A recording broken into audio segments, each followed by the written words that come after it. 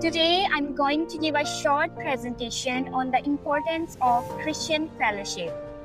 Christian fellowship is an important part of Christian life and faith. It brings believers through in love and faith. Christian fellowship helps us to grow spiritually through prayers, worship, and God's word.